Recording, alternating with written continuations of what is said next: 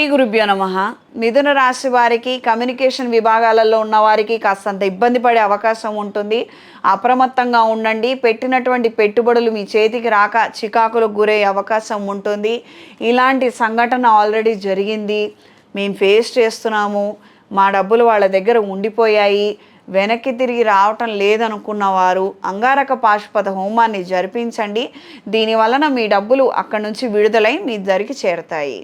దూర ప్రయాణాలు అనుకూలంగా ఉంటాయి. ఈ రాశి వారికి మిథున రాశిలో బుధుడు, ద్వితీయంలో రవి గురువు, తృతీయంలో శుక్రుడు కేతువు. కొత్త పెట్టుబడుల నిమిత్తము ధనం అధికంగా ఖర్చు అవుతుంటుంది.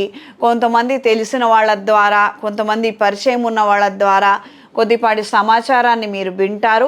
అది సత్యమని భావించి మీరు తీసుకునే నిర్ణయాలు మీరు చేయగలుగుతారు.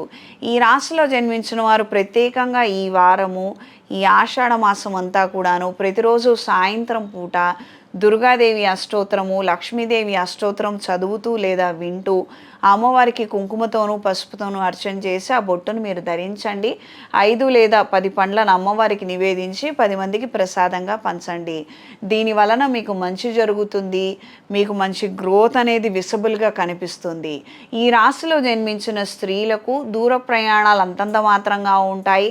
కొన్ని మొక్కుబడులు, కార్యక్రమాలు, శుభ కార్యక్రమాలకు సంబంధించినటువంటి వ్యవహారాల వలన ఎక్కువ శాతం అలసటకు గురవటం, అనారోగ్యాల బారిన పడడం, ఈ విధమైనటువంటి చికాకులు ఉంటాయి. వ్యాపార విస్తరణ కోసం, వ్యాపార వ్యవహారం కోసం సొంత ధనాన్ని ఖర్చు పెట్టుకోవడము లేదా నగదు తాకట్టు పెట్టి రుణం తెచ్చుకోవడము, ఈ విధమైనటువంటి అంశాలు ఏర్పడతాయి. ఈ రాశిలో జన్మించిన వారికి ఈ వారం కలిసొచ్చే రంగు ఎరుపు, కలిసొచ్చే దిక్కు తూర్పు, కలిసొచ్చే సంఖ్య 5.